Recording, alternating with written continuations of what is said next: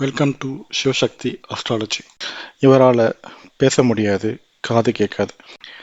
இவங்க நம்மக்கிட்ட ஜாதகம் பார்க்க வந்திருந்தாங்க. எதுக்கு வந்திருந்தாங்க அப்படின்னாக்கா, இவரை ஹாஸ்பிட்டலுக்கு கூட்டு போய் காமிச்சிருக்காங்க. அதை பார்த்த மருத்துவர் தான் சொல்லியிருக்காரு, இவருக்கு அறுவை சிகிச்சை செஞ்சால் சரியாயிடும். ஆனால் அறுவை சிகிச்சை செய்யறதுக்கு இந்த அளவுக்கு பணம் ஆகும் அப்படின்னு சொல்லியிருக்காரு. இவங்களோட பிரச்சனை என்னன்னா, இவங்க ரொம்ப ஏழ்மையான சூழ்நிலையில் இருக்கவங்க. இவங்களால அவ்வளோ பணத்தை ரெடி பண்ண முடியாது. இதுக்கு ஏதாச்சும் வழி சொல்லுங்க அப்படின்னு சொல்லிட்டு நம்மளை பார்க்க வந்தாங்க. அவங்க வந்த நேரத்துக்கு நம்ம பிரசனம் போட்டு என்ன பிரச்சனை, இதுக்கு என்ன தீர்வு அப்படின்றத பார்த்தோம். இந்த ஜாதகத்தில் கடக லக்னம், லக்னாதிபதி சந்திரன் 4ல் அமர்ந்து விசாக நட்சத்திரம் சாரம் வாங்கியிருந்தார்.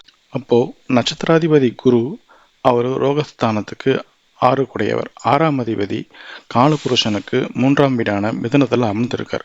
மிதனம் அப்படின்றது வந்துட்டு எண்ணம், எழுத்து, இயக்கம், கம்யூனிகேஷன்ஸ். அப்போது அந்த குரு இங்கே அமர்ந்து இவருக்கு கம்யூனிகேஷன்ஸ் ப்ராப்ளம், அதாவது காது கேளாத பிரச்சனை இருக்குது அப்படின்றத காட்டுறாரு.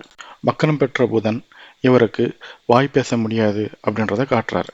நாம் இவருக்கு சொன்னது, நீங்கள் கொடைக்கானல் பக்கத்தில் இருக்க குழந்தை வேலப்பர் அப்படின்ற இறைவனை போய் பாருங்கள், இதுக்கு ஒரு தீர்வு கிடைக்கும் அப்படின்னு நம்ம சொல்லியிருந்தோம். இவர் தொடர்ந்து அந்த கோயிலுக்கு போயிட்டு வந்துட்டு இருந்தார். இந்த நேரத்தில் அவங்க ஊரில் ஒரு மெடிக்கல் கேம்ப் நடந்துச்சு.